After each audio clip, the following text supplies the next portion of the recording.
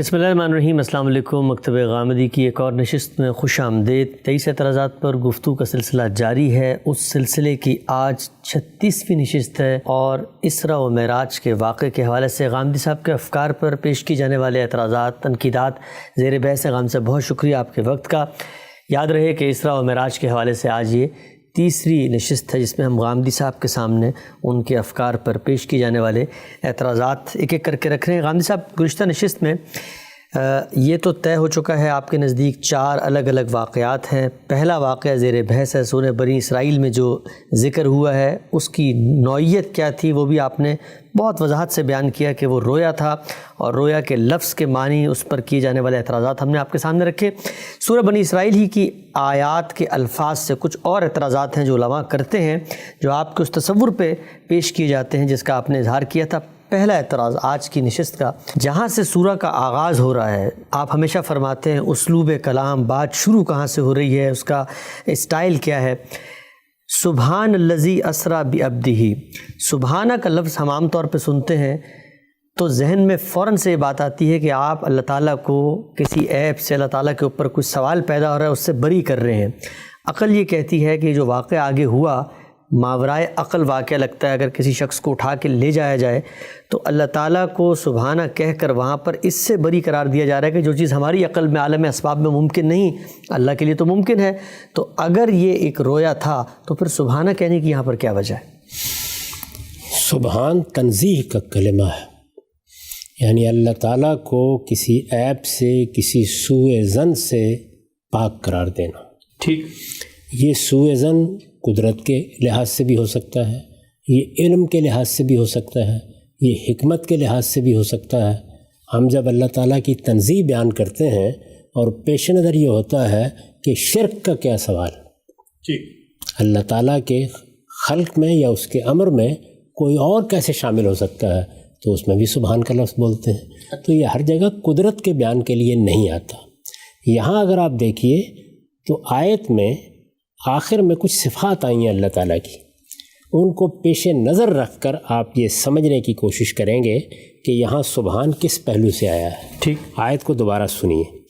سبحان الذی اسریٰ بعبدہ لیلا من المسجد الحرام الی المسجد الاقصی الذی بارکنا حولہ لنریہ من آیاتنا، اس کا خاتمہ کیا ہے انہ هو السمیع البصیر۔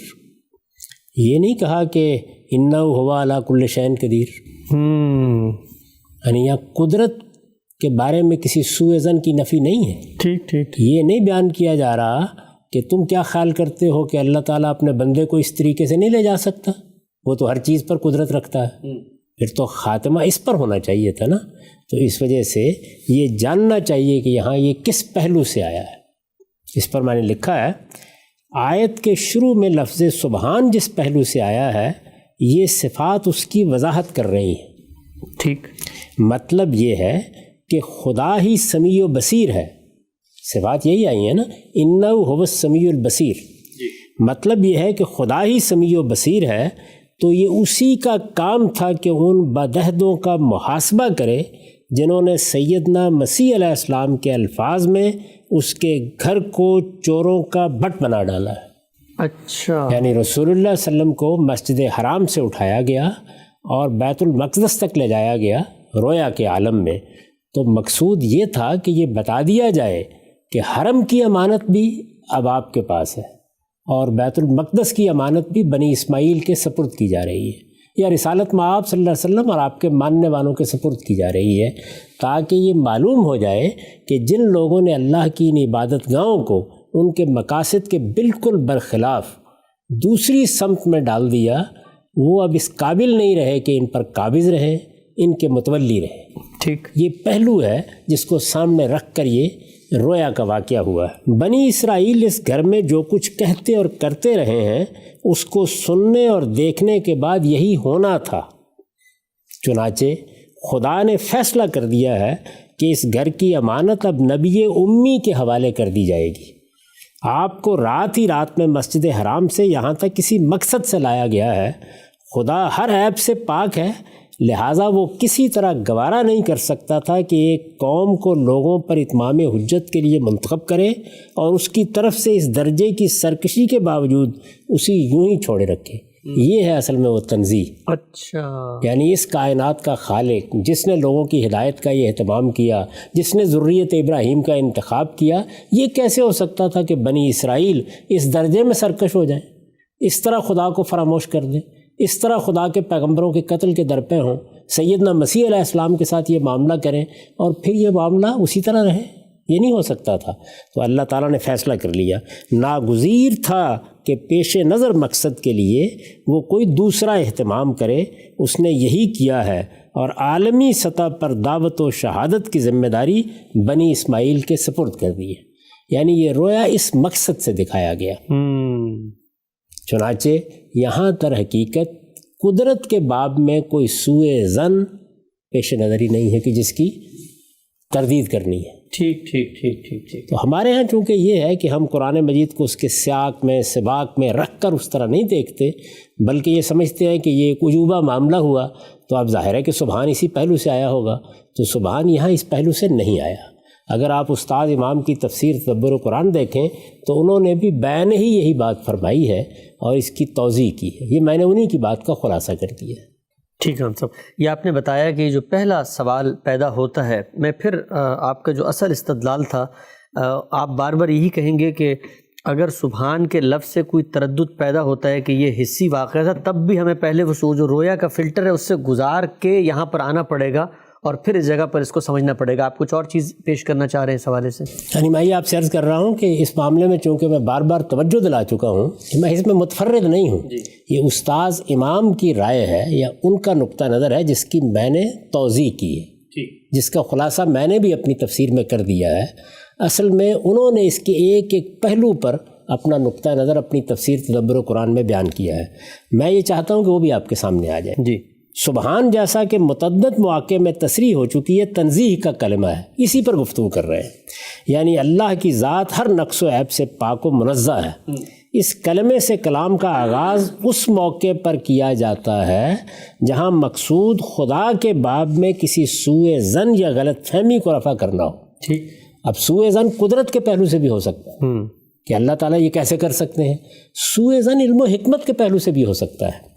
یہاں واقعہ معراج کی تمہید اس لفظ سے اس لیے اٹھائی ہے کہ یہ واقعہ بھی خدا کے باب میں یہود اور مشرکین کے ایک بہت بڑے سوء ظن کو رفع کرنے والا تھا۔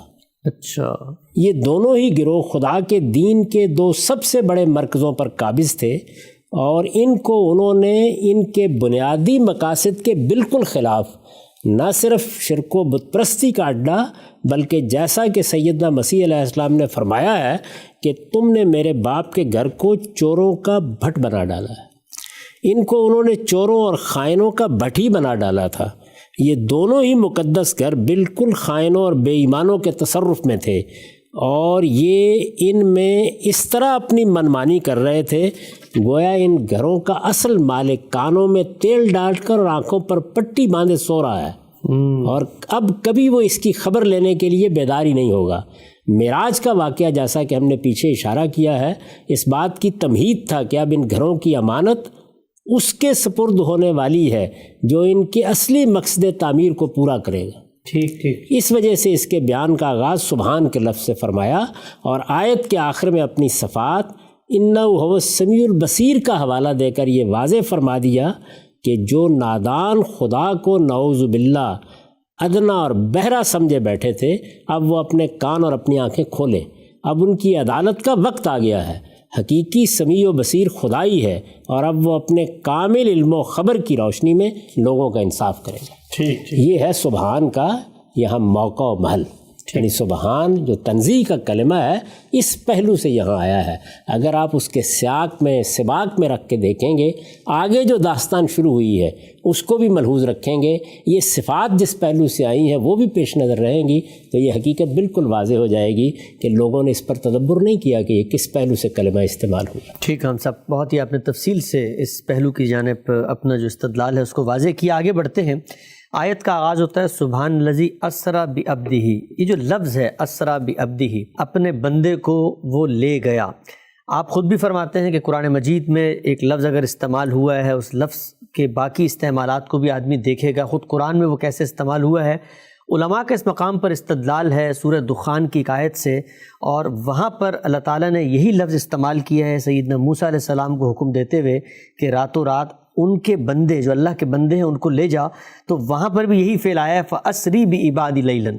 تو جب وہاں پر یہ فعل آیا فَأَسْرِ بِعِبَادِ لَيْلًا، تو وہاں تو ان بندوں کو لے جانے کی بات کی گئی، بندے جو جسم رکھتے ہیں، بندے جو اپنا خارجی وجود رکھتے ہیں، اور یہاں پر اس آیت میں تو اسرا بعبدہ کہہ کے بندے کا لفظ بھی ذکر کر دیا۔ اب جب بندے کو لے جانے کی بات ہو رہی ہے تو اس سے صرف روح کو لے جانا کیسے مراد لیا جا سکتا ہے؟ اس میں تو عقل یہ کہتی ہے کہ بندے کو لے جاؤ تو پھر بندہ روح اور جسم دونوں کے ساتھ لے کے جائے گا ہوگا۔ میں یہ پوچھنے کی جسارت کر سکتا ہوں کہ جب ہم رویا کو بیان کر رہے ہوتے ہیں تو اس میں کیا نئے افعال ایجاد کرتے ہیں؟ یعنی اگر اس میں یہ کہنا ہو کہ میں نے فلاں کو دیکھا، تو اب ظاہر ہے کہ فلاں کون ہے؟ کوئی بندہ ہوگا، کوئی انسان ہوگا۔ ایک شخص یہ بیان کرتا ہے کہ میں نے رسول اللہ صلی اللہ علیہ وسلم کو اپنے خواب میں دیکھا، تو رسول اللہ صلی اللہ علیہ وسلم کا اطلاق کس ہستی پر ہوتا ہے؟ جو حقیقی ہستی ہے۔ ایسا ہی ہے نا جی۔ تو آپ جب رویا میں بیان کر رہے ہوتے ہیں تو وہاں اور افعال استعمال کرتے ہیں؟ نہیں، یہی کہتے ہیں، یعنی یہ بتاتے ہیں کہ میں نے وہاں رسول اللہ صلی اللہ علیہ وسلم کو نہیں دیکھا، آپ کی روح کو دیکھا؟ نہیں، بندے کو دیکھا کہتے ہیں، ایسے کہتے ہیں نا۔ تو جو عربی زبان میں، اردو زبان میں، انگریزی زبان میں عام زندگی میں افعال اور تعبیریں استعمال ہوتی ہیں، آپ ان سب زبانوں کا جائزہ لے لیں، بلکہ دنیا کی ہر زبان کو دیکھ لیں، اس میں وہی تعبیریں خواب کے لیے بھی استعمال کی جاتی ہیں۔ میں پوچھ سکتا ہوں کہ جب آپ اس رویا کا ذکر قرآن میں پڑھتے ہیں کہ سیدنا ابراہیم نے یہ کہا کہ انی اذبحک کا، میں تمہیں ذبح کر رہا ہوں، تو اب آپ یہاں یہ بحث کریں گے کہ ذبح تو ایک جیتے جاگتے انسان کو یا جانور کو کیا جاتا ہے، ذبح کا لفظ یہاں کیوں بول دیا گیا؟ ٹھیک ٹھیک ٹھیک ٹھیک ٹھیک سیدنا یوسف کے خواب بھی پھر اس میں سارے کریکٹرز ہی زیر بحث آ رہے ہیں۔ جب کہا گیا کہ انی ارا فی المنام انی اذبحک، تو کیا مطلب ہے اس کا؟ میں دیکھ رہا ہوں، یہ میں کون ہے؟ بندہ ہی ہے، سیدنا ابراہیم ہے۔ تو یہاں یہ بحث کی جائے گی کہ وہ دیکھ رہے تھے، رویا میں دیکھ رہے تھے، خواب میں دیکھ رہے تھے، تو انہوں نے یہ میں کا لفظ کیوں استعمال کر دیا؟ ضمیر خطاب اسماعیل کے لیے کا کیوں استعمال کر دی؟ لفظ ذب کیوں استعمال کر دیا؟ تو دنیا کی کسی بھی زبان میں جب آپ رویا کو بیان کرتے ہیں تو وہی تعبیریں اختیار کرتے ہیں۔ میں بیان کروں گا تو کیا کہوں گا کہ میں نے دیکھا کہ میں لاہور میں ہوں، میں فلاں صاحب سے مل رہا ہوں، فلاں سے میری ملاقات ہو رہی ہے۔ تو اب جب یہ سب الفاظ آپ بول رہے ہوتے ہیں تو کیا ہر جگہ یہ تصریح کرتے ہیں کہ نہیں میں ان سے نہیں مل رہا تھا، میں ان کی روح سے مل رہا تھا؟ نہیں، خواب میں تو ہم یہی کہہ رہے ہوتے ہیں الفاظ۔ تو میں یہ پھر عرض کروں گا اور بہت ادب کے ساتھ عرض کروں گا کہ جب میں اس طرح کے استدلالات پڑھتا ہوں تو یہ واقعہ ہے کہ حیرت ہو جاتی۔ زبان منطق نہیں ہوتی، وہ نطق ہے، کیسے بولا جاتا ہے۔ ہونا یہ چاہیے تھا کہ اگر رویا کی تردید کرنی تھی تو رویا دیکھے جاتے۔ قرآن مجید میں سیدنا ابراہیم علیہ السلام کا رویا بیان ہوا ہے، اسی طریقے سے آپ آگے دیکھیے رسالت میں آپ صلی اللہ علیہ وسلم کا رویا بیان ہوا ہے، وَلَقَدْ صَدَقَ اللَّهُ رَسُولَهُ الرُّؤْيَا بِالْحَقِّ۔ کیا رویا ہے؟ لَتَدْخُلُنَّ الْمَسْجِدَ الْحَرَامَ إِنْ شَاءَ اللَّهُ آمِنِينَ مُحَلِّقِينَ رُؤُوسَكُمْ وَمُقَصِّرِينَ، رؤوسکم ومقصرین غالباً۔ تو اب آپ ذرا دیکھیے اس آیت کو پڑھ کے کہ اس میں سر مڈواتے ہوئے، حلق کراتے ہوئے، آمنین داخل ہو رہے ہو، مسجد حرام میں داخل ہو رہے ہو۔ داخل ہونے والے بھی جیتے جاگتے انسان ہی ہوں گے نا، لیکن ان کو رویا میں دیکھا جائے گا تو وہاں پر کیا تعبیریں اختیار کی جائیں گی جو عام زبان میں ہوتی؟ یا آپ یہاں یہ کہیں گے کہ چونکہ مسجد حرام میں داخل ہو رہے ہیں، سر مڈوائے جا رہے ہیں، حلق ہو رہا ہے، تو یہ روح کا تو نہیں ہوتا؟ تو اس وجہ سے آپ کریں گے استدلال اور یہ کہیں گے کہ رویا نہیں تھا، لیکن اللہ تعالیٰ کہتا ہے وَلَقَدْ صَدَقَ اللَّهُ رَسُولَهُ الرُّؤْيَا۔ تو رویا بیان کیا جائے یا ہم اپنا کوئی اور واقعہ بیان کریں، ایک ہی طرح کے افعال ہوتے ہیں، ایک ہی طرح کی تعبیریں ہوتی ہیں جو اس طرح کے موقعوں پر اختیار کی جاتی ہیں۔ میں آپ کے سامنے ایک رویا رکھ دیتا ہوں، پھر آپ یہ دیکھیے کہ اس میں کیا الفاظ استعمال ہوئے ہیں۔ اسرا کو بھی دیکھ لیجئے اور باقی چیزوں کو بھی دیکھ لیجئے۔ جی، صحیح بخاری ہے یہ، اور اس میں ایک صحابی اپنا رویا بیان کر رہے ہیں۔ اچھا، یہ کتاب التعبیر ہے، بہت سے رویا بیان ہوئے ہیں۔ یعنی اگر لوگ صرف یہ کرتے کہ کوئی حدیث کی کتاب اٹھاتے اور اس میں رسالت میں آپ صلی اللہ علیہ وسلم کے رویا بیان ہوئے ہیں، اس میں صحابہ کے رویا بیان ہوئے ہیں، یہ دیکھتے کہ وہاں اور تعبیریں اختیار کی جاتی ہیں، اور الفاظ اختیار کیے جاتے ہیں، بالکل وہی تعبیریں ہوتی ہیں، بالکل وہی الفاظ ہوتے ہیں، شروع میں یا بعد میں یہ صراحت ہو جاتی ہے کہ یہ خواب تھا یا یہ رویا تھا۔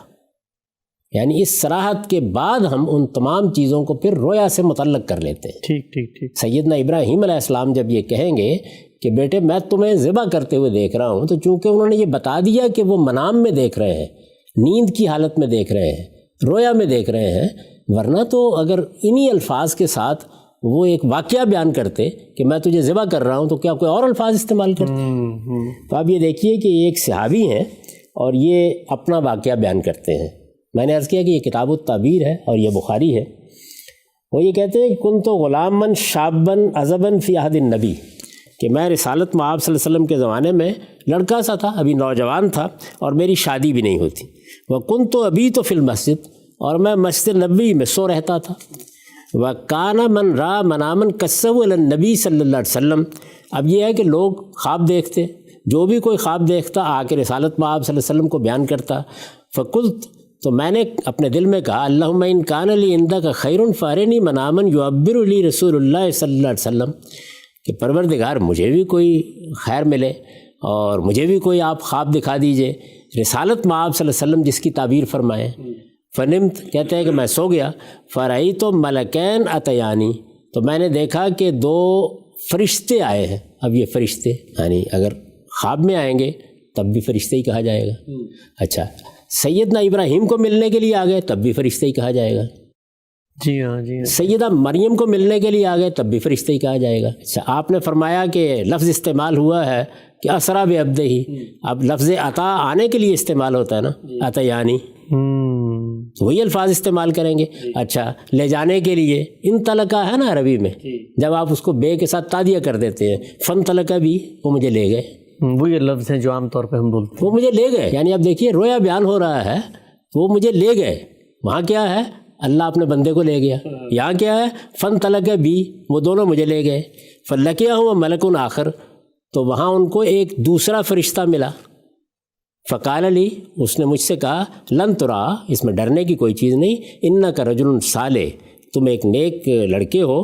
فن طلقے بھی الی النار، پھر وہ مجھ کو لے کر دوزخ دکھانے کے لیے چلے گئے۔ آگے انہوں نے دوزخ کی کچھ تفصیل بیان کی ہے۔ تو اب مجھے یہ بتائیے کہ یہاں جو الفاظ استعمال ہوئے ہیں ان الفاظ کے استعمال میں اور وہاں جو الفاظ استعمال ہوئے ہیں ان میں کیا فرق ہے؟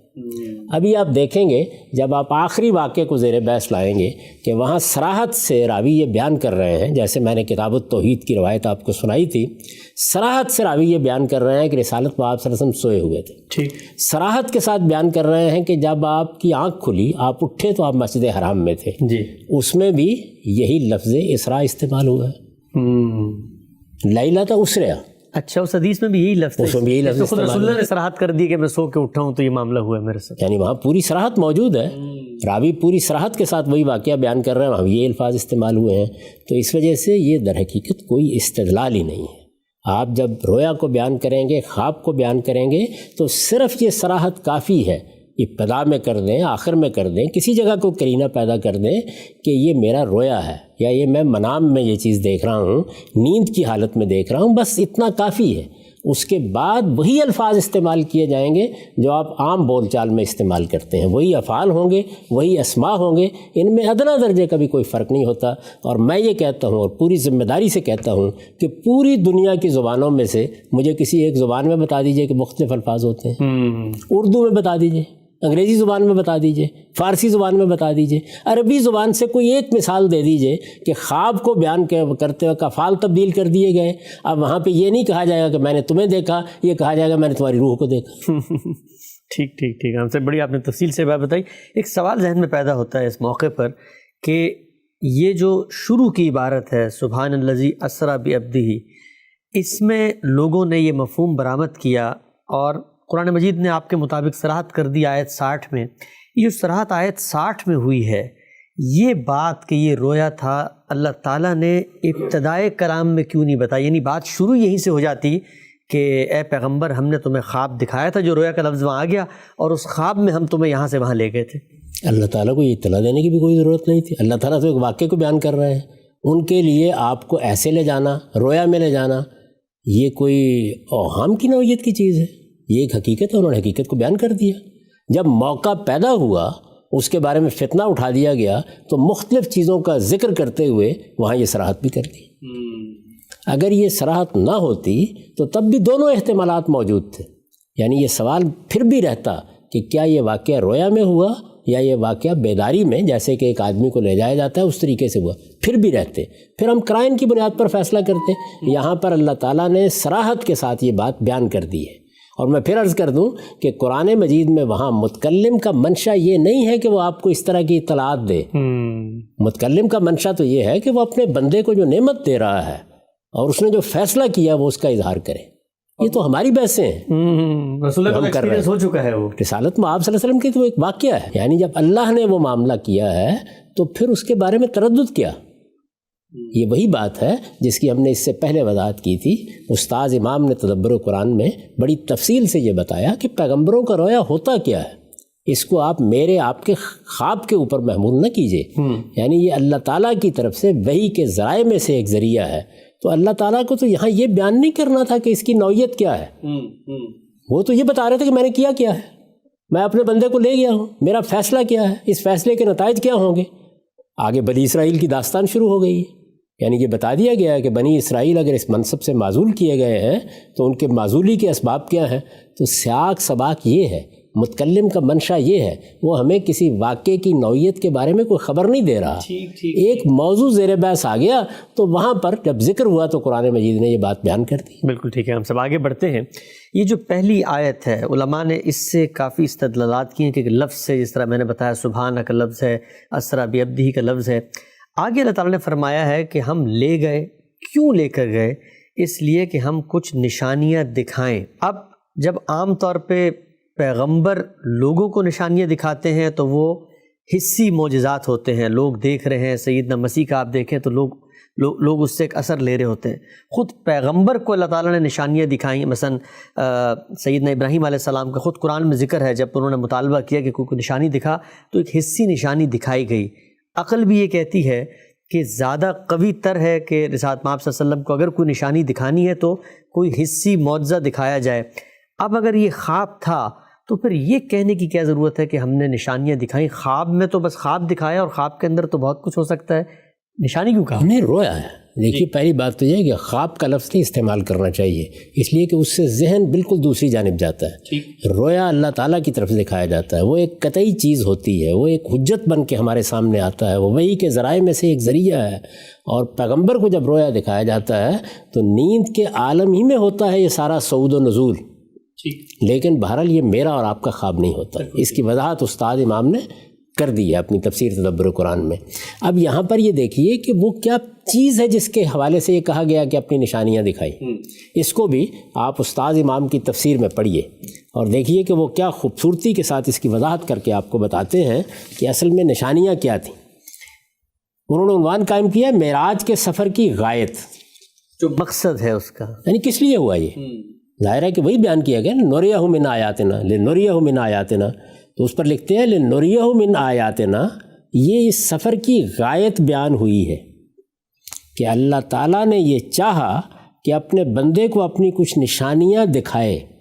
اسلوب بیان کی یہ بلاغت ملحوظ رہے کہ اوپر کی بات غائب کے سیغے سے بیان ہوئی ہے، اسرا بعبدہ غائب کے سیغے ہیں، جو تفخیم شان پر دلیل ہے، اور یہاں سیغہ متکلم کا آ گیا ہے تاکہ ہم دکھائیں، جو التفات خاص کو ظاہر کر رہا ہے۔ فرمایا کہ ہم نے یہ سفر اس لیے کرایا تاکہ اپنے بندے کو اپنی کچھ نشانیاں دکھائیں۔ یہ نشانیاں کیا تھیں اس کا کوئی ذکر یہاں نہیں ہے، لیکن قرینہ دلیل ہے کہ اس سے مراد وہ آثار و مشاہد اور وہ انوار و برکات ہیں جن سے یہ دونوں ہی گھر معمور تھے، بیت الحرام اور بیت المقدس دونوں ہی گھر معمور تھے۔ ظاہر ہے کہ یہ دونوں گھر بڑی غیر معمولی تاریخ رکھتے ہیں۔ یہی دونوں ہیں مسجد نبوی سے پہلے جو پیغمبروں نے بنائے، اللہ کے حکم پر بنائے، جن کی جگہ اللہ کی طرف سے متعین کی گئی۔ یہ نشانیاں کیا تھیں اس کا کوئی ذکر یہاں نہیں ہے، لیکن قرینہ دلیل ہے کہ اس سے مراد وہ آثار و مشاہد اور وہ انوار و برکات ہیں جن سے یہ دونوں ہی گھر معمور تھے۔ مقصود ان کے دکھانے سے ظاہر ہے کہ یہی ہو سکتا ہے، ظاہر ہے کہ یہی ہو سکتا ہے، مطلب یہ ہے کہ سیاق سباق آخر میں جن صفات کا ذکر کیا ہے انہ وہ سمیع البصیر، ان سب سے یہی معلوم ہوتا ہے۔ مقصود ان کے دکھانے سے ظاہر ہے کہ یہی ہو سکتا ہے کہ حضرت صلی اللہ علیہ وسلم پر اللہ تعالیٰ کی یہ مرضی واضح ہو جائے کہ اب یہ ساری امانت ناقدروں اور بدعہدوں سے چھین کر آپ کے حوالے کی جانے والی ہے۔ ٹھیک، اچھا۔ گویا دعوت کے اس انتہائی مشکل دور میں آپ کو اللہ کی مدد و نصرت کی جو بشارت دی جا رہی تھی، معراج کے اس سفر نے اس پر ایک مزید مہر تصدیق ثبت کر دی، اور جو کچھ ہونے والا تھا وہ آپ کو دکھا بھی دیا گیا۔ اچھا، یہ وہ نشانیاں ہیں جس پہلو سے بات کی گئی ہے یہاں۔ میں نے اس کی مزید وضاحت کی ہے اور یہ بتایا ہے اپنی تفسیر میں کہ رسالت میں آپ صلی اللہ علیہ وسلم کو یہ 2 گھر تو دیے جانے تھے، ان کی تولیت بھی منتقل ہونی تھی، ان کے ساتھ جو اللہ کی برکتیں وابستہ ہیں وہ بھی اب آپ کے ساتھ خاص ہو جانی تھی۔ میں کئی مرتبہ یہ عرض کر چکا ہوں کہ پہلا گھر توحید کے مرکز کی حیثیت سے اللہ کے حکم پر بنایا گیا جب بنی اسرائیل شہادت کے منصب پر فائز تھے۔ یہ دوسرا گھر یا مسجد حرام، جس کو اللہ کا پہلا گھر کہنا چاہیے، وہ ابراہیم علیہ السلام نے بنایا۔ ان دونوں گھروں کی جب امانت سپرد کی جا رہی ہے تو ظاہر ہے اس کے کچھ دنیوی نتائج بھی ہیں۔ ادھر کا دنیوی نتیجہ کیا ہے کہ حرم کی تولیت رسالت میں آپ صلی اللہ علیہ وسلم کو منتقل ہوگی یا آپ کے ماننے والوں کو منتقل ہوگی، تو اس کے معنی کیا ہوئے؟ قریش کا اقتدار ختم ہو جائے گا، جزیرہ نما عرب کی حکومت ان کے ہاتھ میں نہیں رہے گی۔ رسالت میں آپ صلی اللہ علیہ وسلم اور آپ کے ماننے والے یہاں پر حکومت کریں گے۔ یہ اللہ کا وہ وعدہ ہے جس کا ذکر سورہ نور میں ہوا ہے کہ اللہ نے وعدہ کر رکھا ہے کہ تمہیں زمین کا اقتدار دے گا۔ اس طرف کیا ہے؟ اس طرف یہ ہے کہ روم بھی ہے، فارس بھی ہے۔ وہاں تک آپ پہنچیں گے تو اس کا مطلب یہ ہے کہ روم و فارس کی سلطنتیں بھی آپ کے سامنے گر جائیں گی۔ تو یہ سب کچھ میرا احساس یہ ہے کہ اس رات رسالت میں آپ صلی اللہ علیہ وسلم کو دکھا دیا گیا، اچھا، کہ یہ سب ہونے والا ہے۔ چنانچہ کئی موقعوں پر آپ حدیث کے ذخیرے میں دیکھیں گے کہ آپ نے یہ بتایا کہ یہ سب ہوگا، یعنی تمہیں کسرا کی کنجیاں بھی مل جائیں گی اور کیسر کی کنجیاں بھی مل جائیں گی۔ یہ در حقیقت انہی رویا کا نتیجہ ہے جو آپ نے مختلف موقعوں کے اوپر بیان فرمایا ہے۔ تو ان گھروں کی برکتیں بھی دکھا دی گئیں، ان کی تولیت آپ کو دی جائے گی، اس کا اشارہ بھی کر دیا گیا، اور اس تولیت کو جب دیا جائے گا تو دنیا میں کیا چیزیں میسر آئیں گی، کیا سلطنت ہوگی، کیا بادشاہی ہوگی، کیا زمانہ ہوگا کہ جس میں آپ کے ماننے والے دنیا پر حکومت کر رہے ہیں۔ ٹھیک ہم سب، یہ سب وہ نشانیاں ہیں جو اس رات میں آپ کو دکھائی گئیں۔ اگر آپ اس کلام کو اس کے اندر اتر کر سمجھیں گے، اس کے سیاق اور سباق کو ملحوظ رکھیں گے، یہ دیکھیں گے کیا چیز ہے۔ ہم اصل میں جس وقت قرآن مجید میں کوئی آیت پڑھتے ہیں تو ایک عجوبگی کے پہلو سے اس کا جائزہ لینا شروع کر دیتے ہیں۔ دیکھا جائے قرآن کس پہلو سے بیان کر رہا ہے، کیوں زیر بحث آ گیا یہ مسئلہ، بتانے کا مقصد کیا ہے۔ میں نے آپ سے عرض کیا نا کہ اگر اس پہلو سے بیان کرنا ہوتا کہ یہ کوئی بڑا معجزانہ واقعہ ہے تو پھر آخر میں اللہ تعالیٰ یہ بتاتے کہ انہ علی کل شیء قدیر۔ انہوں نے ایسا نہیں کہا، اور آگے فوراً بعد اگر آپ سورہ بنی اسرائیل کو پڑھیں تو وہاں بنی اسرائیل کی دعوت کہاں سے شروع ہوئی، سیدنا موسیٰ کو کیا دعوت دی گئی، کیا پیغام دیا گیا، ان کو تورات کس طرح دی گئی، وہ تورات کیا چیز تھی، بنی اسرائیل نے اس کے ساتھ کیا معاملہ کیا۔ گویا وہ داستان سنانا شروع کر دی ہے کہ اگر یہ عذاب کی زد میں آئے ہیں اور ان سے یہ دولت چھینی جا رہی ہے تو اس کے اسباب کیا ہیں۔ تو نظم کلام یہ ہے، اس کی روشنی میں رکھ کر چیزوں کو سمجھنا چاہیے۔ میں دعوت دوں گا ان لوگوں کو جو اس طرح کی چیزوں پر غور کرتے ہیں کہ وہ استاذ امام کی تدبر قرآن کا مطالعہ کرائیں۔ اتنی غیر معمولی تفسیر اس زمانے میں لکھی گئی اور قرآن مجید پر تدبر کا ایک نیا زاویہ سامنے آیا، لیکن ہماری بدقسمتی ہے کہ وہی کہانیاں اور داستانیں ہم سناتے رہے۔ بڑی تفصیل سے آپ نے یہ جو سوال تھا کہ وہ جو نشانیاں ہیں وہ کس پہلو سے کہا گیا ہے اور وہ کیا نشانیاں تھیں جو آگے کلام کے اندر زیر بحث قرائن بتا رہے ہیں کہ کیا ہونی چاہیے، اس پہلے مشاہدے، پہلے واقعے جس کو اسراء و معراج کا واقعہ کہا جاتا ہے، آخری دلیل میں آپ کے سامنے رکھنے جا رہا ہوں، اور اس دلیل کے بارے میں تو یہ کہا جاتا ہے جو بھی تفسیر آپ پڑھیں اس آیت 60 کو سورہ بنی اسرائیل کو نکالے جہاں پر رویا کا لفظ آیا ہے جس سے آپ نے استدلال کیا تھا، اس کے آگے 2 الفاظ ہیں جن سے استدلال کر کے کہا یہ جاتا ہے کہ یہ تو برہان قاطع ہے، ایک بالکل قطعی حجت، حتمی بات، حرف عاقل قول فیصل ہے کہ جب اللہ تعالیٰ نے روئے کے لفظ استعمال کر کے یہ کہا کہ یہ جو ہم نے تمہیں دکھایا تھا یہ اس لیے کہ فتنۃ للناس، لوگوں کو ہم آزمائیں۔ رسول اللہ کے سامنے لوگ کون ہیں؟ مشرکین، کفار، ایک خواب دکھا کر ان لوگوں کی اس میں کیا آزمائش ہے؟ خواب تو رسالت محمد صلی اللہ علیہ وسلم، رویا کا لفظ آپ کا جو میں استعمال کر لیتا ہوں، رویا رسول اللہ کو دکھایا گیا، وہ ابو جہل، وہ ابو لہب، ان کی اس میں کیا آزمائش ہے؟ رویا میں رسول اللہ صلی اللہ علیہ وسلم نے جو بھی دیکھا بتا دیا، تو پھر قرآن نے یہاں پر یہ کیوں کہا کہ ہم نے تو لوگوں کی آزمائش کے لیے کیا تھا؟ اگر ہم یہ مان لیں کہ رسول اللہ کو لے کر چلے گئے تھے، معجزہ ہوا اور لوگ اب ایمان لائیں، تو سمجھ میں آتا ہے آزمائش تھی۔ بتائیے۔ اللہ تعالیٰ نے یہ رویا دکھایا، اللہ تعالیٰ نے قرآن مجید میں ایک مقام پر ذکر کیا کہ اللہ اب گرد و پیش سے اس مکے کا احاطہ کر رہے ہیں، دعوت پھیلتی جا رہی ہے۔ قرآن مجید میں زقوم کے درخت کا ذکر ہوا کہ وہ دوزخ میں بھی اگتا ہے۔ یہ ساری چیزیں فتنہ بن گئیں۔ یہاں یہ نہیں ہے کہ اللہ کی کوئی آزمائش پیش نظر تھی، یہ بتایا کہ نتیجے کے طور پر یہ فتنہ بن گئی۔ یہ بالکل وہی اسلوب ہے جو ایک دوسرے مقام پر ہے کہ ہم نے تو انسانوں کو جہنم کے لیے گویا کاشت کیا تھا، پیدا کیا تھا، تو یہ نتیجے کا بیان ہوتا ہے اور بہت بلیغ اسلوب میں یہ بات فرمائی گئی ہے۔ استاد امام نے اس پر بھی بہت خوبصورت نوٹ لکھا ہے، اس کو بھی آپ سن لیجئے اور پھر دیکھیے کیا پہلو تھا۔ یہ ان کا عنوان ہے واقعہ معراج پر رد عمل۔ وہ لکھتے ہیں رویا سے یہاں اشارہ واقعہ معراج کی طرف ہے۔ یہ آیت 60 پر ہے۔ یہ تو آپ نے بتایا تھا، ابن کثیر نے بھی کہ سارے علماء تقریباً سب مانتے ہیں۔ رویا سے یہاں اشارہ واقعہ معراج کی طرف ہے جس کا ذکر سورہ کے شروع میں گزر چکا ہے۔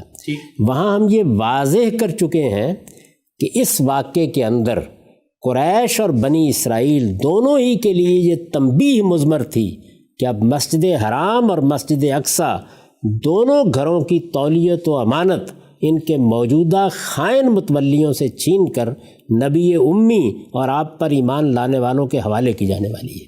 یہ تنبیہ تھی اس کے اندر، لیکن اس تنبیہ سے دونوں میں کسی نے فائدہ نہیں اٹھایا۔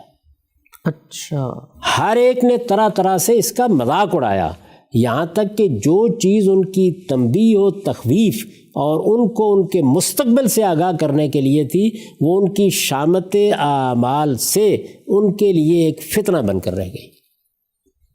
یہ مطلب آیت کا، یعنی جو چیز تمہاری تنبیہ کا ذریعہ تھی، جس سے تمہیں خبردار کرنا مقصود تھا تاکہ تم اپنے انجام کو سمجھ لو، اس کو تم نے فتنہ بنا لیا، طرح طرح کی استہزاء کا موضوع بنا لیا، طرح طرح سے مذاق اڑانے کا موضوع بنا لیا۔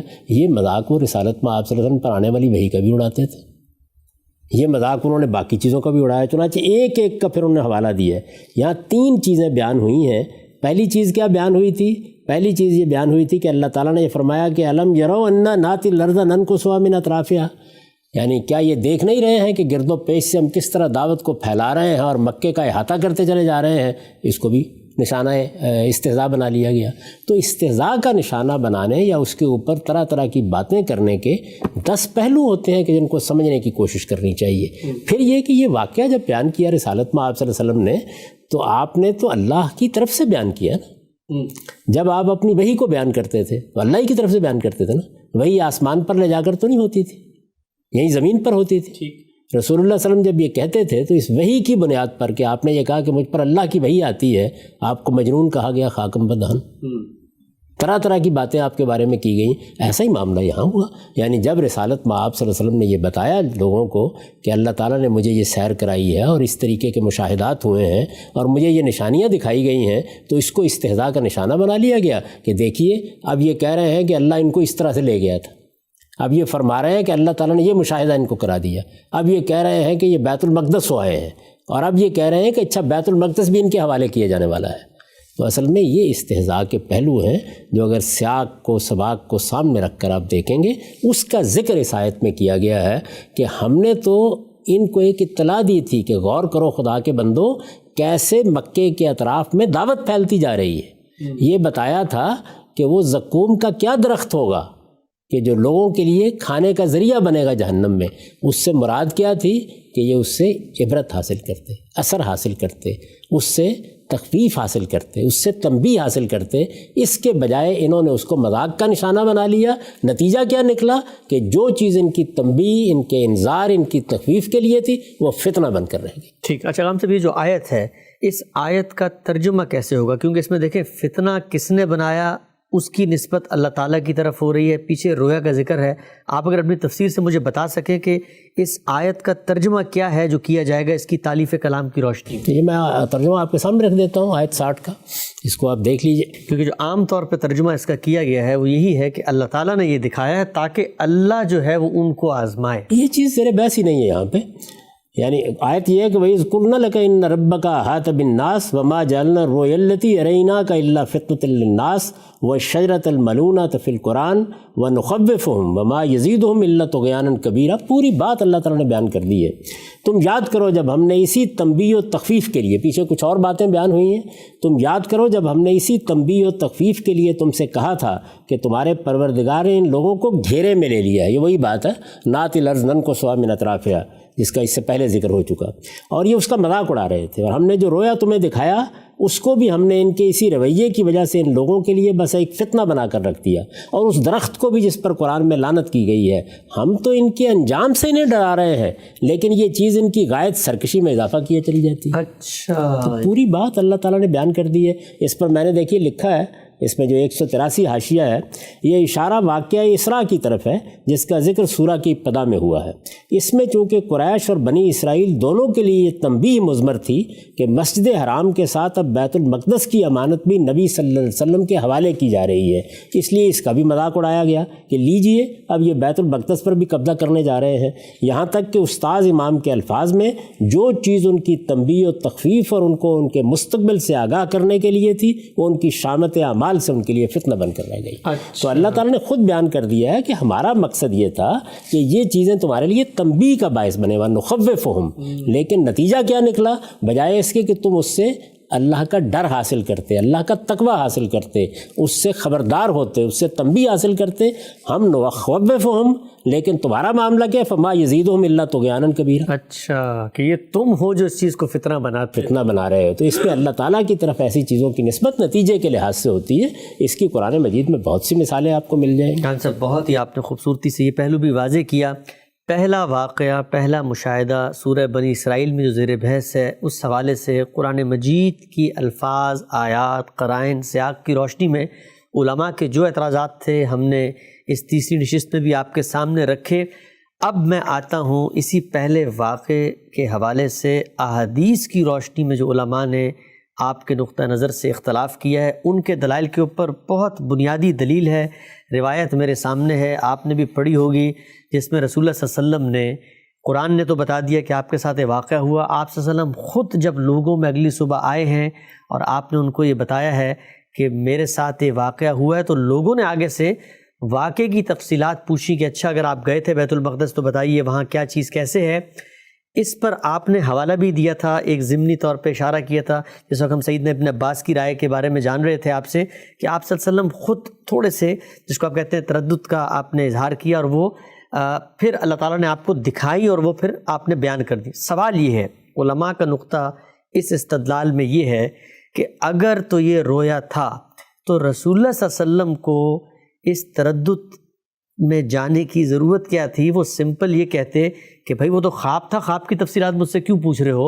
اور آپ کو پھر اللہ نے دوبارہ سے وہ ساری چیزیں دکھائیں۔ اگر تو وہ رویا تھا تو رویا کی تفصیلات کا جواب تو ان کو دینا چاہیے تھا کہ رویا کی تفصیلات کیوں پوچھ رہے ہو مجھ سے؟ آپ نے تو پوری کی پوری تفصیلات بیان کر دی آگے۔ نہیں، رسول اللہ صلی اللہ علیہ وسلم نے کہا تھا مجھے اللہ لے گیا، اللہ تعالیٰ نے یہ رویا مجھے دکھایا۔ تو جب اللہ لے گیا اور اللہ تعالیٰ نے یہ سب چیزیں مجھے دکھائیں تو پھر تو ظاہر ہے کہ پھل کی صبح ہونی چاہیے نا، پھر ہر چیز واضح ہونی چاہیے، اس میں پھر کوئی ابہام نہیں ہونا چاہیے، یہ پھر کوئی بھولنے کی چیز نہیں ہونی چاہیے، یہ ساری چیزیں اس پہلو سے ہیں۔ تو جب رسالت بآب صلی اللہ علیہ وسلم نے اس رویا کی نسبت اللہ تعالیٰ سے کر دی اور یہ بتا دیا کہ یہ سب واقعہ اس طرح پیش آیا ہے، اور جب اللہ رویا میں لے گیا ہے تو حقیقت ہے، واقعہ ہے، دیکھا گیا ہے، پھر تو ایک ایک چیز مستحضر ہونی چاہیے۔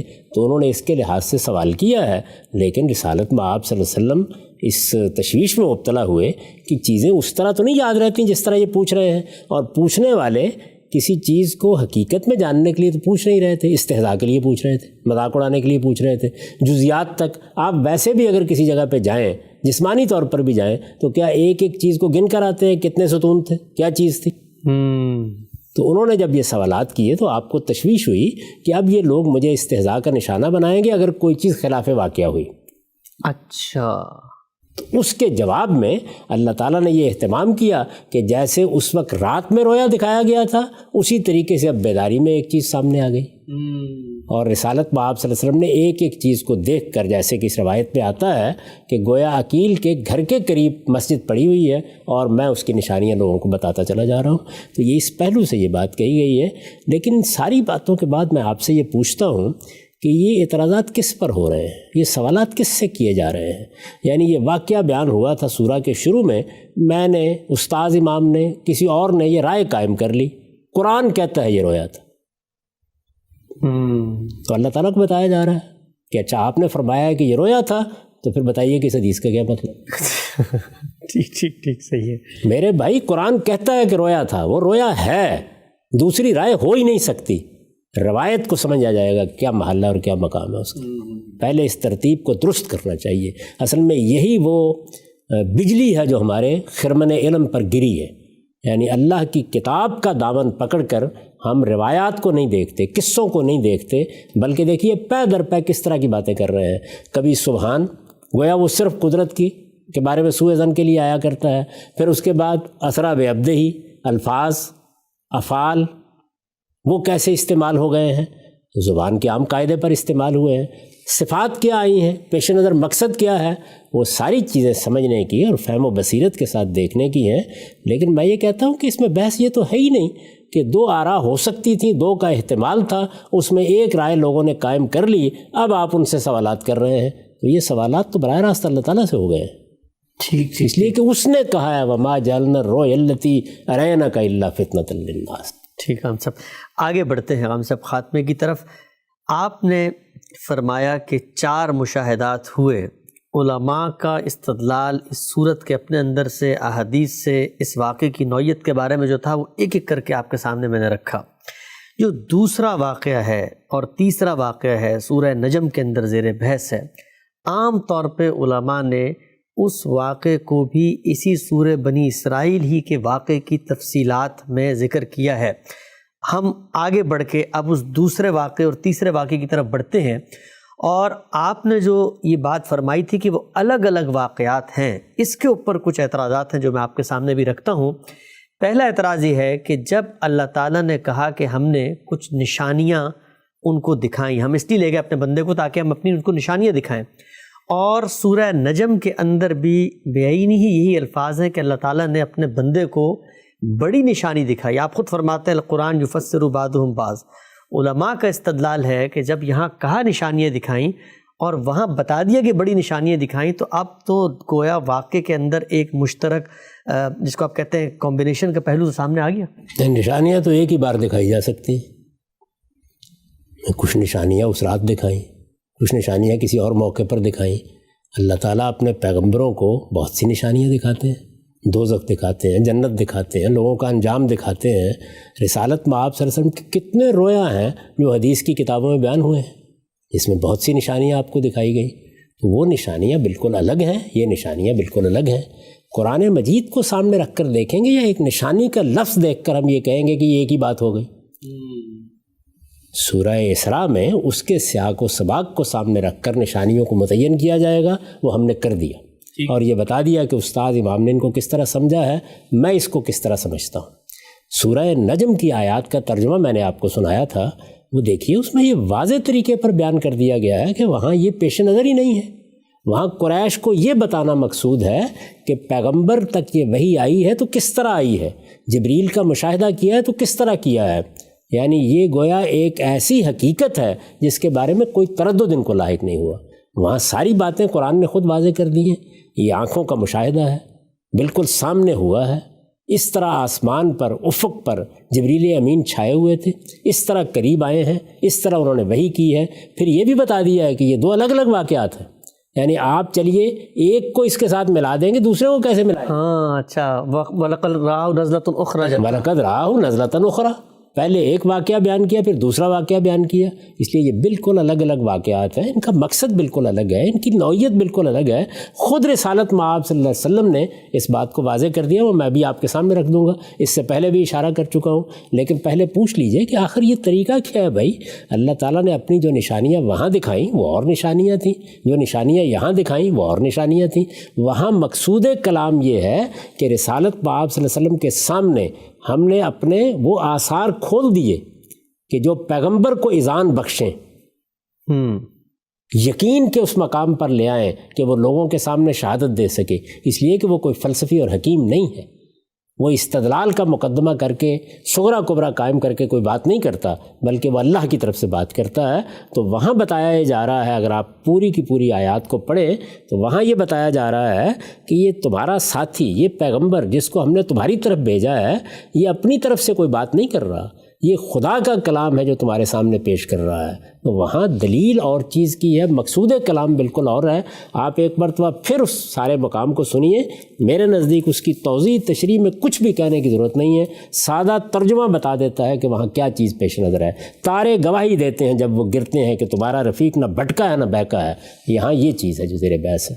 وہ اپنی خواہش سے نہیں بولتا، یہ قرآن تو ایک وحی ہے جو اسے کی جاتی ہے، اس کو ایک زبردست قوتوں والے نے تعلیم دی ہے۔ کوئی یہاں استدلال یہ کیا جا رہا ہے، وہاں استدلال کس بات پہ کیا جا رہا ہے کہ ہم نے فیصلے کیا کیے ہیں، ہم حرم کے معاملے میں کیا کرنے والے ہیں، ہم بیت المقدس کے بارے میں کیا کرنے والے ہیں، اس امت کو کیا چیز حاصل ہونے والی ہے، اللہ کی کون سی برکات اور امانتیں ہیں جو اس کو ملنے والی ہیں، اس ساری جدوجہد کے نتائج کیا نکلنے والے ہیں۔ وہاں یہ چیز ہے۔ یہاں کیا ہے کہ پیغمبر کو تعلیم کس نے دی ہے، وہی آئی کیسے ہے، اذعان کیسے پیدا ہوا ہے، کس یقین کے مقام پر اللہ کا پیغمبر کھڑا ہے۔ ایک زبردست قوتوں والے نے تعلیم دی ہے جو بڑا صاحب کردار، بڑا صاحب حکمت ہے، یہ جبریل کے اوصاف بیان کیے ہیں۔ چنانچہ وہ نمودار ہوا اس طرح کہ وہ آسمان کے اونچے کنارے پر تھا، پھر قریب ہوا اور جھک پڑا، یہاں تک کہ 2 کمانوں کے برابر یا اس سے کچھ کم فاصلہ رہ گیا۔ پھر اللہ نے وحی کی اپنے بندے کی طرف، جو وحی کی، جو کچھ اس نے دیکھا وہ دل کا وہم نہ تھا۔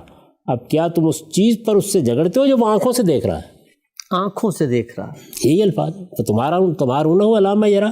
اچھا دوسرا واقعہ، وَلَقَدْ رَآهُ نَزْلَةً أُخْرَىٰ، اس نے ایک مرتبہ پھر اسے سدرۃ المنتہا کے پاس اترتے دیکھا ہے۔ یہاں بھی دیکھیے وضاحت سے بتا دیا ہے کیسے اس دنیا کے اندر ناسوت اور لاہوت کے مقامات اتصال کھول دیے گئے۔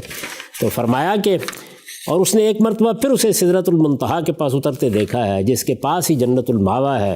جب سدرہ پر چھا رہا تھا جو کچھ کے چھا رہا تھا، اس کی نگاہ نہ بہکی نہ بے قابو ہوئی، اس نے اپنے پروردگار کی بڑی بڑی نشانیاں دیکھی ہیں۔ یعنی یہاں جو نشانیاں دیکھی گئی ہیں وہ یہ ہے کہ میرا پروردگار، اس کی کائنات، ملائے اعلیٰ، سدرۃ المنتہا، یہ کیا چیزیں ہیں اور ان کے اوپر اللہ کی کیا آثار اور تجلیات اور انوار ہوتے ہیں۔ یہ پہلو ہیں جو وہاں دیکھے گئے، یہ نشانیاں یہاں کی ہیں، وہ نشانیاں وہاں کی۔ ٹھیک ہے، ہم سب بڑی آپ نے تفصیل سے ایک بات بتائی۔ اچھا، یہ جو پہلا واقعہ ہے اسراء و معراج کا، اسی کو علماء عام طور پہ جو سورہ نجم میں واقعات ہیں کہتے ہیں، اسی کی توضیح تفصیل ہے۔ اس کے لیے جو ایک اور دلیل دی جاتی ہے اور بڑی ہی جس کو کہتے ہیں مضبوط دلیل بظاہر لگتی ہے، سننے میں لگتی ہے، وہ یہ کہ اس واقعے میں واقعے کی نسبت اللہ کی طرف ہے۔ گویا جو معاملہ ہوا اللہ اور رسول کے مابین ہوا، اللہ ان کو لے گئے، اور جو پھر احادیث میں تفصیلات آتی ہیں وہ یہ کہ اللہ تعالیٰ کے ساتھ ان کی ملاقات ہوئی، آسمانوں پر وہ گئے۔ سورہ نجم کے اندر بھی وہی ملتی جلتی بات کی جا رہی ہے کہ وہاں کہا کہ جو کچھ ہم نے اس کو دکھایا، اور یہاں کا جو کچھ اس نے دیکھا تو اس کی آنکھ نہیں بھٹکی۔ تو سورہ نجم میں جو واقعہ ہے یہ بڑا اچھا ایک ویسے کیس اسٹڈی ہے کہ اگر سورہ نجم میں واقعے کا مخاطب طے ہو جائے کہ وہاں رسول اللہ کی کن سے مشاہدہ ہوا، اور یہاں اگر تو ایک ہی اللہ ہے، سورہ نجم میں بھی اللہ ہی کو سے ملاقات ہوئی، ان کا مشاہدہ ہوا وہاں بھی، تب تو پھر علماء کی بات مضبوط لگتی ہے کہ دونوں ایک ہی واقعات ہیں۔ اس کا جواب خود رسالت مآب صلی اللہ علیہ وسلم نے بھی دے دیا ہے، لیکن اس سے پہلے آپ دیکھیے وہاں جو صفات بیان ہوئی ہیں وہ اللہ کی صفات ہو ہی نہیں سکتی۔ اچھا، وہاں جس طریقے سے واقعے کی تصویر کشی کی گئی ہے اس کا کوئی تصور بھی نہیں کیا جا سکتا۔ اس لیے جلیل القدر محدثین بھی یہی مانتے ہیں، بڑے بڑے علماء بھی یہی مانتے ہیں کہ یہ جبریل امین کا ذکر ہے، اور میرے نزدیک تو اس کے لیے کسی کو ادنا تردد بھی نہیں ہونا چاہیے۔ آپ پھر پڑھیے، پھر ایک مرتبہ تلاوت کیجیے، دیکھیے سورہ نجم میں تو وہاں جبریل کا ذکر ہے۔ لیکن میں یہ کہتا ہوں کہ بحث کو ختم کرنے کے لیے آپ رسالت مآب صلی اللہ علیہ وسلم کا اپنا بیان سن لیجیے۔ یہ رسالت مآب صلی اللہ علیہ وسلم کے بعد مسئلہ پیش آ گیا کہ لوگوں نے یہ خیال کرنا شروع کر دیا کہ کیا رسول اللہ صلی اللہ علیہ وسلم نے اللہ تعالیٰ کو دیکھا تھا؟ سیدہ کے سامنے یہ بات آئی، سیدہ عائشہ کے سامنے۔ اچھا، اس میں دیکھیے مسروق روایت کرتے ہیں، یہ کہتے ہیں کہ کنت متکئا عند عائشہ، یہ کتاب الایمان ہے اور یہ مسلم ہے، صحیح مسلم ہے۔ نمبر کیا ہے خان صاحب؟ صحیح مسلم، یہ جو ہے 358 ہے یہ۔ تو اب کیا ہوا، وہ کہتے ہیں کنت متکئا عند عائشہ، میں سیدہ عائشہ کے ہاں ٹیک لگائے بیٹھا ہوا تھا، فقالت یا ابا عائشہ ثلاث من تکلم بواحدۃ منہن فقد اعظم علی اللہ الفریہ، تین باتیں ایسی ہیں کہ ان میں سے ایک بھی اگر کسی شخص نے کہی تو اللہ تعالیٰ پر بہت بڑا جھوٹ باندھا۔ سیدہ عائشہ سیدہ کہتی ہے، اچھا، قلت ما ہن، میں نے سوال کیا کہ وہ کیا ہیں تین باتیں؟ قالت، انہوں نے فرمایا من زعم ان محمدً صلی اللہ علیہ وسلم را ربہ، جس شخص نے یہ خیال کیا کہ محمد صلی اللہ علیہ وسلم نے اپنے رب کو دیکھا تھا، فقد اعظم علی اللہ الفریہ، اس نے اللہ تعالیٰ کے اوپر بہتان لگایا، بہت بڑا جھوٹ بولا۔ اچھا، قال وکنت متکئا فجلست، وہ کہتے ہیں کہ میں چونکہ ٹیک لگائے بیٹھا ہوا تھا، جیسے آدمی نیم دراز ہوتا ہے، تو میں بیٹھ گیا۔ فقلت یا ام المومنین، میں نے کہا مسلمانوں کی ماں، انظرینی ولا تاجرینی، ذرا رک جائیے، جلدی نہ کیجیے، الم یقل اللہ عز وجل ولقد راہ بالافق المبین ولقد راہ نزلۃ اخری، یعنی ایک انہوں نے سورہ تکویر کا حوالہ دیا اور ایک اسی سورہ نجم کا حوالہ دیا کہ اللہ تعالیٰ نے تو خود قرآن مجید میں یہ کہا ہے کہ اس کو دیکھا۔ تو اس کا مطلب ہے کہ کچھ لوگوں کے ہاں بھی یہ چیز موجود تھی کہ غالباً رسالت میں آپ صلی اللہ علیہ وسلم نے اللہ تعالیٰ کو دیکھا ہے۔ جی، تو اب سیدہ کیا کہتی ہیں؟ وہ یہ کہتی ہیں فقالت، انہوں نے جواب دیا انا اول حاضر الامت سأل عن ذلک رسول اللہ صلی اللہ علیہ وسلم، میں اس امت میں وہ پہلی فرد ہوں جس نے خود رسول اللہ صلی اللہ علیہ وسلم سے اس بارے میں پوچھا تھا۔ فقال، آپ نے جواب دیا تھا انما ہوا جبریل، وہ جبریل تھے۔ اچھا، خود رسول اللہ صلی اللہ علیہ وسلم سے پوچھا گیا اور آپ نے بتا دیا کہ کہتی ہے میں نے پوچھا تھا، خود میں نے پوچھا تھا۔ رسالت میں آپ صلی اللہ علیہ وسلم نے فرمایا انما ہوا جبریل، یہ جبریل تھے۔ لم راہ علی صورت التی خلق علیہ غیر ہاتین المرتین، یعنی ان دو موقعوں کے سوا، دو موقع ہیں نا، ایک پہلے واقعہ بیان ہوا پھر ولقد راہ نزلۃ اخری، تو آپ نے فرمایا کہ ان دو موقعوں کے سوا جبریل کو میں نے ان کی اصل صورت جس میں اللہ نے ان کو بنایا ہے اس میں نہیں دیکھا۔ اچھا، دو ہی موقعوں پر دیکھا ہے۔ لم راہ علی صورت التی خلق علیہ غیر ہاتین المرتین، یہ دو ہی مرتبہ ہیں جو یہاں سورہ نجم میں بیان ہوئے ہیں۔ میں نے جبریل کو دیکھا، اللہ کو نہیں دیکھا، جبریل کو دیکھا، اور ان کو ان کی اصل صورت میں دیکھا التی خلق علیہ، جس پر ان کو اللہ نے تخلیق فرمایا ہے۔ رأیتہ، اب یہ فرماتے ہیں کہ کیسے دیکھا، رأیتہ منہبطا من السماء، میں نے دیکھا کہ وہ آسمان سے اتر رہے ہیں، یعنی جس طرح وہاں واضح ہے قرآن مجید کے الفاظ تھے کہ اسی زمین کے اوپر آپ نے ان کا مشاہدہ کیا ہے، خود آپ نے یہ بیان فرما دیا کہ میں نے دیکھا کہ وہ آسمان سے اتر رہے ہیں۔ سادن عظم و خلقہ ما بین السماء الی الارض، یعنی آسمان سے زمین تک ان کی جو غیر معمولی شخصیت ہے، ظاہر ہے کہ بہت بڑی شخصیت ہے، تو اس نے احاطہ کر لیا۔ اچھا، یعنی ان کی جو خلقت ہے وہ اتنی بڑی ہے کہ اس نے احاطہ کر لیا ہے۔ تو اس کے بعد پھر انہوں نے مزید کچھ قرآن مجید کی آیات پڑھی ہیں، تو اس میں خود رسالت مآب صلی اللہ علیہ وسلم نے وضاحت کر دی ہے کہ جبریل امین کو دیکھا گیا، وضاحت کر دی ہے کہ دونوں مرتبہ ان کی اصل صورت میں وہ سامنے آئے، وضاحت کر دی ہے کہ اسی زمین پر کھڑے ہوئے میں نے دیکھا، وہ آسمان سے اتر رہے تھے، میں آسمان پر نہیں گیا تھا۔ خان صاحب بہت معذرت چاہتا ہوں، ہمارا وقت یہاں پر ختم ہو رہا ہے، ہم آلریڈی 1 گھنٹے کے قریب ہم نے گفتگو کر لی ہے، 3 واقعات پر بہت آپ سے تفصیلی گفتگو ہوئی۔ وہ چوتھا واقعہ جو آپ نے مکمل طور پہ پڑھ کے سنایا تھا، اس کے اوپر کیا سوالات ہیں، کیا اعتراضات ہیں، اس میں اور پہلے واقعے میں کیا فرق تھا، اس کو ہم تفصیلی طور پہ انشاءاللہ اگلی نشست میں زیر بحث لے کر آئیں گے۔ یہاں پر ہمارا وقت ختم ہوتا ہے۔ خان صاحب تک آپ کے وقت کا بہت شکریہ۔ بہت شکریہ۔